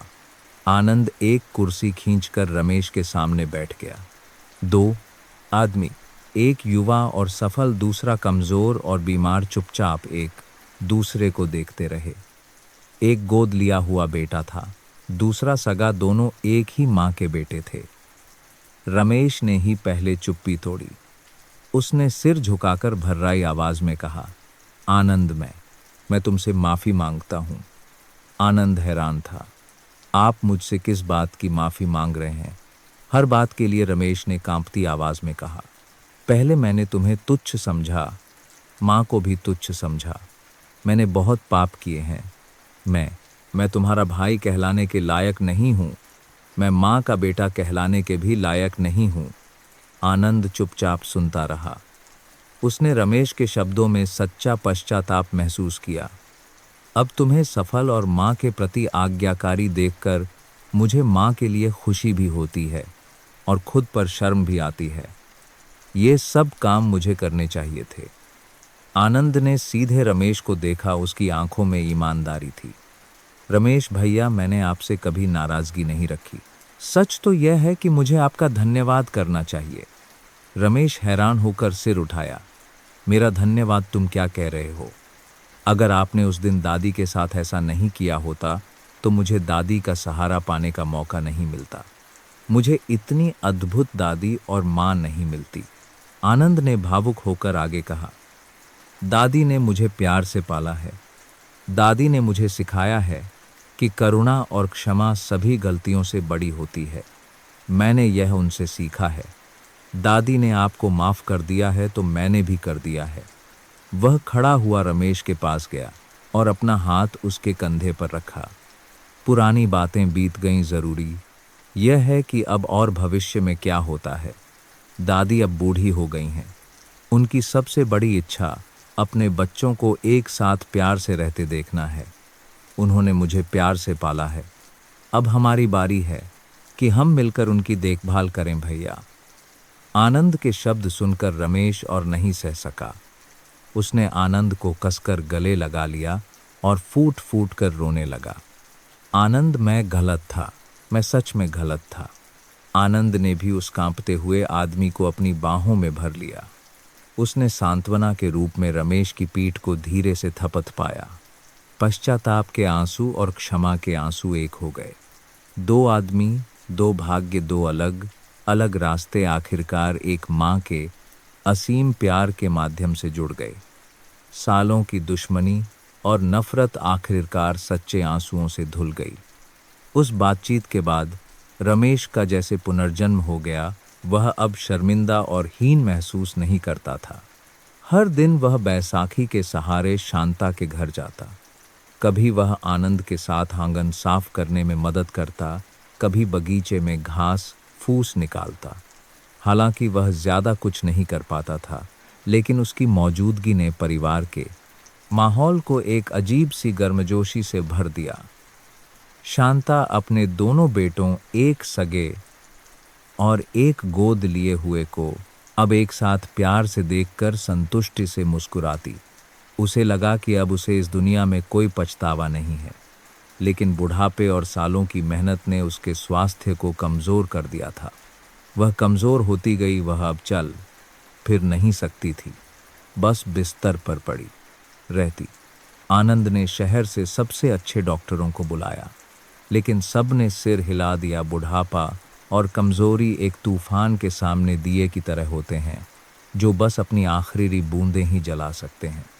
अपने आखिरी दिनों में शांता बहुत सचेत थी। उसे कोई दर्द नहीं था। उसके चेहरे पर हमेशा मुस्कान रहती थी। आनंद और रमेश बारी बारी से बिस्तर के पास रहकर उसकी देखभाल करते थे। एक शाम जब खिड़की से सुनहरी धूप आ रही थी, शांता ने अपने दोनों बेटों को अपने पास बुलाया। आनंद, रमेश, यहाँ आओ। दोनों जल्दी से बिस्तर के पास घुटनों के बल बैठ गए और उसके दुबले पतले हाथों को पकड़ लिया। उसने पहले रमेश को देखा, उसकी आवाज कमजोर लेकिन दयालु थी। रमेश, तुमने पछतावा किया, इससे मैं खुश हूं। अपनी बाकी जिंदगी अच्छे से जीना। मुझे निराश मत करना। अपने भाई आनंद को भी निराश मत करना। हाँ माँ, मैं वादा करता हूं। रमेश सिसकने लगा। फिर वह आनंद की ओर मुड़ी, उसकी आंखों में प्यार भरा था। आनंद, तुम सबसे कीमती तोहफा हो जो भगवान ने मुझे दिया है। मैंने तुम्हें जन्म नहीं दिया, लेकिन मैं तुम्हें अपनी जान से भी ज्यादा प्यार करती हूँ। तुमने बहुत अच्छा किया, मेरी उम्मीद से भी ज्यादा अच्छा। उसने आनंद का हाथ धीरे से दबाया। मुझे अब तुम्हारे दादाजी के पास जाना है। मैं पहले जा रही हूँ। तुम यहाँ रहकर अच्छे से जीना, गरीबों की मदद करते रहना। याद रखोगे ना बेटा दादी? आनंद रो पड़ा। मत जाइए, हमारे साथ रहिए। शांता ने सिर हिलाकर मुस्कुराया। सबको एक दिन जाना ही होता है बेटा। मैंने इतनी उम्र जी ली, तुम दोनों को प्यार से रहते देखकर मैं संतुष्ट हूँ। रो मत, मैं शांति से जाऊंगी। उसने छत की ओर देखा, उसकी आंखें दूर थीं। उसने धीरे से पुकारा, सुनते हो? मैं आपके पास आ रही हूँ। फिर उसने धीरे धीरे अपनी आंखें बंद कर लीं। उसकी आखिरी सांस शांति से निकल गई। उसके होठों पर अभी भी एक शांत मुस्कान थी। कमरे में रोने की आवाज गूंज उठी। आनंद और रमेश ने अपनी माँ के ठंडे पड़ते शरीर को गले लगा लिया, दर्द से चिल्लाते हुए। शांता की मृत्यु की खबर पूरे गांव में फैल गई। लोग अंतिम संस्कार के लिए आए, हर कोई असीम दुख के साथ। शांता का अंतिम संस्कार उस गांव में पहले कभी नहीं देखा गया था। अंतिम यात्रा में लोगों की भीड़ कई सड़कों तक लंबी थी। बूढ़ों से लेकर बच्चों तक हर किसी की आंखों में आंसू थे। वे सिर्फ एक बुढ़िया को विदा करने नहीं आए थे, बल्कि करुणा के एक प्रतीक, पूरे गांव की एक महान मां को विदा करने आए थे। शांता चली गई थी, लेकिन उसकी कहानी और उसका प्यार हमेशा लोगों के दिलों में जिंदा रहेगा। शांता के अंतिम संस्कार के बाद आनंद और रमेश ने मिलकर उसकी यादों को संभाला। पुराने लकड़ी के संदूक में आनंद को एक छोटी मुड़ी तोड़ी डायरी मिली। यह वही डायरी थी जिसे रमेश ने उस तूफानी रात में आंगन में फेंक दिया था। आनंद ने उसे ध्यान से खोला। अंदर पैसा या संपत्ति नहीं, बल्कि शांता के टेढ़े मेढ़े अक्षरों में लिखे कुछ महत्वपूर्ण घटनाएं थीं। तारीख: बरगद के पेड़ के नीचे आनंद मिला। वह बहुत छोटा लग रहा था। बहुत प्यार आया। तारीख: आनंद ने पहली बार दादी कहा, बहुत खुशी हुई। तारीख: पहली बार लड्डुओं की पूरी टोकरी बिकी। आनंद के लिए पनीर खरीदने के पैसे मिले। और आखिरी पन्ने पर हाल ही में लिखी एक पंक्ति थी, अक्षर कांप रहे थे। आनंद और रमेश के लिए मेरे पास तुम्हें देने के लिए कोई संपत्ति नहीं है। मेरे पास सिर्फ एक मौखिक वसीयत है। कोई भी तब तक गरीब नहीं होता जब तक उसके दिल में प्यार होता है। एक दूसरे का सहारा बनना, जैसे मैंने हमेशा किया है। उन पंक्तियों को पढ़कर आनंद और रमेश दोनों रो पड़े। यही वह सबसे कीमती विरासत थी जो वह छोड़ गई थी। कुछ समय बाद उसकी याद में आनंद ने शांता की एक कांस्य की मूर्ति बनवाई। मूर्ति को शांता आनंद प्राथमिक विद्यालय के गेट के सामने सम्मानपूर्वक स्थापित किया गया। मूर्ति में एक दयालु बुढ़िया को एक बच्चे को गोद में लिए हुए और प्यार से मुस्कुराते हुए दिखाया गया था। मूर्ति के नीचे एक पंक्ति खुदी हुई थी, जहां प्यार है वहां चमत्कार है। हर दिन स्कूल के बच्चे गेट से आते जाते उस मूर्ति को सिर झुकाकर प्रणाम करते। शांता और आनंद की कहानी शिक्षकों द्वारा एक जीवंत नैतिक शिक्षा के रूप में सुनाई जाती। रमेश ठीक होने के बाद उसी शांता आनंद स्कूल में एक गार्ड की नौकरी करने लगा। हर दिन वह गेट पर खड़ा होकर अपनी माँ की मूर्ति को देखता, बच्चों को खुशी से स्कूल आते जाते देखता। अब उसे कोई हीन भावना नहीं थी। उसे इस साधारण काम में शांति मिली। उसे लगा कि वह अपनी माँ की विरासत की रक्षा में एक छोटा सा योगदान दे रहा है। आनंद ने अपनी कंपनी को विकसित करना जारी रखा, लेकिन उसने अपने मुनाफे का एक बड़ा हिस्सा शांता आनंद फाउंडेशन नामक एक चैरिटी फंड स्थापित करने के लिए समर्पित कर दिया। यह फंड देश भर में अनाथ बच्चों और बेसहारा बुजुर्गों की मदद करता था। वह कई जगहों पर गया, कई लोगों से मिला, लेकिन उसके दिल में शांता की छवि और नदी के किनारे की वह झोपड़ी हमेशा सबसे शांतिपूर्ण जगह रही। शांता की कहानी अब गरीबी से करोड़पति बनने की एक चमत्कारी कहानी नहीं रह गई थी। यह मानवता का एक गीत बन गई थी, करुणा की शक्ति का जो दिलों को बदल सकती है और भाग्य को भी। एक शाम सूर्यास्त के समय आनंद और रमेश शांता की मूर्ति के सामने एक साथ खड़े थे। रमेश ने ईमानदारी से कहा, धन्यवाद भाई, मुझे जिंदगी में एक और मौका देने के लिए धन्यवाद। आनंद ने सिर हिलाया और मूर्ति को देखकर मुस्कुराया। हमें दादी का धन्यवाद करना चाहिए, उन्होंने हम दोनों को सबसे कीमती सबक सिखाया है। उसने दूर गांव की ओर देखा जो धीरे धीरे शांति में डूब रहा था। कुछ खजाने तिजोरियों में नहीं होते, उन्हें पैसे से नहीं तौला जा सकता। वे उन लोगों के दिलों में होते हैं जिन्हें प्यार किया गया है, और जो प्यार करना जानते हैं वही असली शाश्वत खजाना है। कहानी समाप्त होती है, लेकिन उसकी गूंज हमेशा बनी रहेगी। मातृत्व, क्षमा और एक साधारण विश्वास की गूंज कि जब तक इंसान एक दूसरे के साथ एक साफ मन से रहते हैं, जिंदगी चाहे कितनी भी कठिन क्यों न हो, आखिरकार उसमें फूल खिलेंगे।